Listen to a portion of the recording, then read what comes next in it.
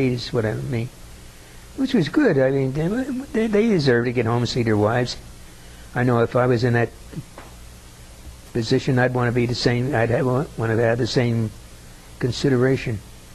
But we had a good crowd over there.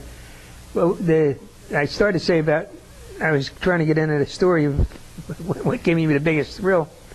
My adventure of the year. We were shot down over, it was a small airfield northeast of Berlin. And we were flying, first of all, you take off from England. It takes you 7 hours to get from England to Berlin and back. And so you have a lot of thinking to do in the meantime. But every once in a while they'd interrupt your thinking with a FW-190 coming by, or something would fly by and start blasting away at you, and you'd have to grab the guns and chase them away. But we were in a flight where you're up there, where you got depend on what the mission was and where you were going. We had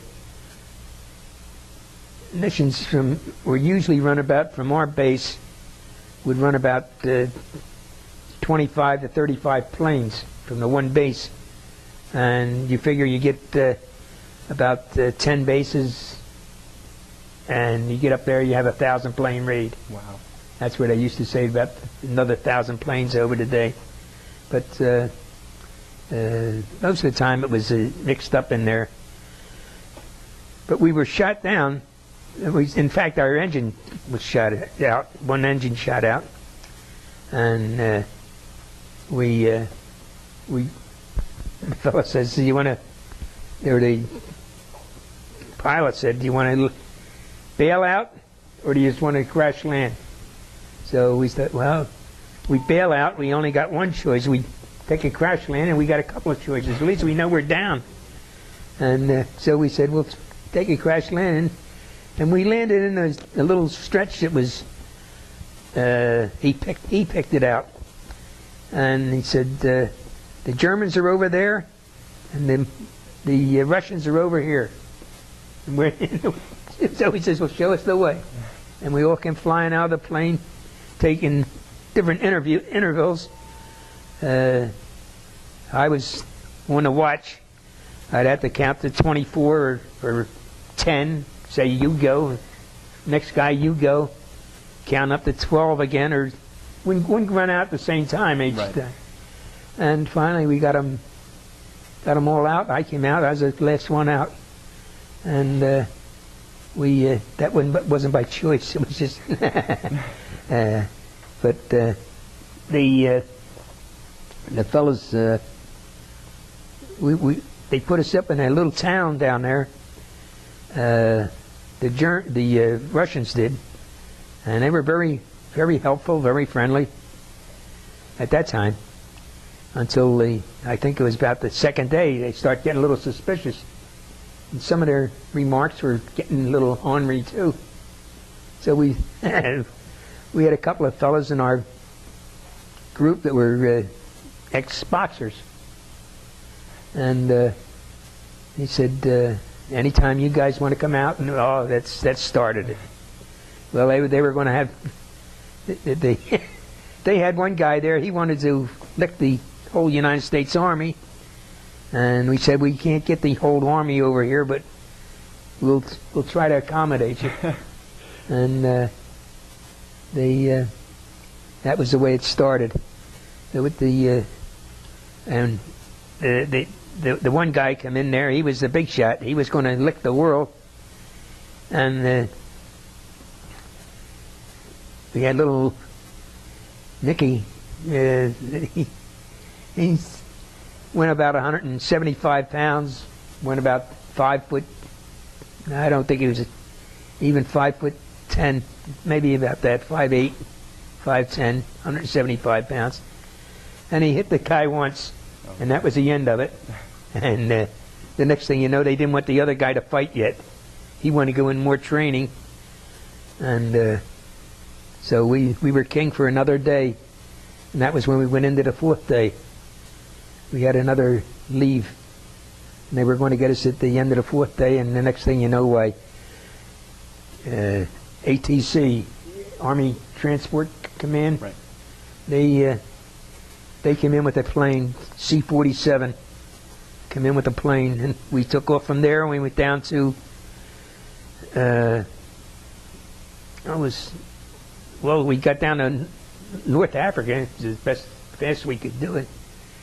And we went across North Africa, and we went to Dakar. The only thing I can use for as far as dates go, I am lost with dates. I know the girl that sang See What the Boys in the Back Room I Have, she had just played in Paris, and we were going to shoot over there, see if we could get over there, because we would like to see her. But she had left already when we flew over there, and we went from there back to England. But at the time, there was a clause that if you went through the underground and came back, they didn't want you. They would ship you home right away, because they didn't want you going back in again in case you ever got picked up again, or then they'd figure that you'd get shot right away, because they thought you were making a game of it, and take as much information back as you could. But they said we didn't have to come home. Not that we didn't want to, don't understand me. But we didn't have to come home because in other words, they couldn't force us to come home. But they didn't even give you the option. That was the worst part about it. But they would. You didn't have to come home because you didn't come through the underground. The ATC came right up and picked us up right away, which was a good point. And that was about the most thrilling part of the whole thing I had over there. The rest was all routine. Right. And that was the extent of it. We came back here, and they put me. I was in charge of out of Houston, Texas. They said you can get all the planes, all the crews together, and for laundry. I was in charge of the laundry detail. So the guy says, "Well, at least you're in charge of something. You don't have to do anything. You just sit there." So I said, "Okay." That was good enough for me. Lazy me. But that was my experience in the service. And so, coming home from World War II, how did the public receive you? Oh, they were great. I mean, every place you went, they used to go in to restaurants or anything like that. You couldn't buy anything. They'd buy it for you. I mean, they wouldn't buy it for you, but I mean, they'd pay for your. Right.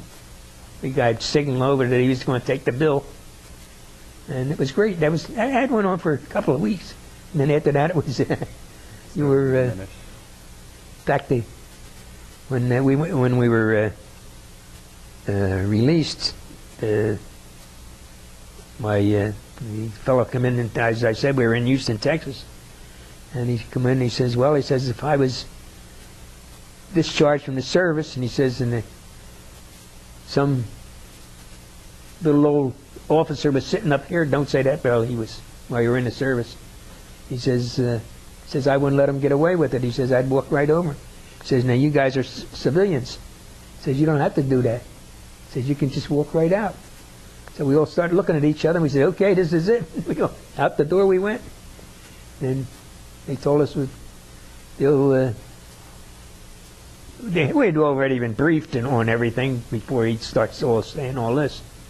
But that's the way it broke up. We came out of the service. We had our car fare and train fare, whatever way we were traveling, and they were good.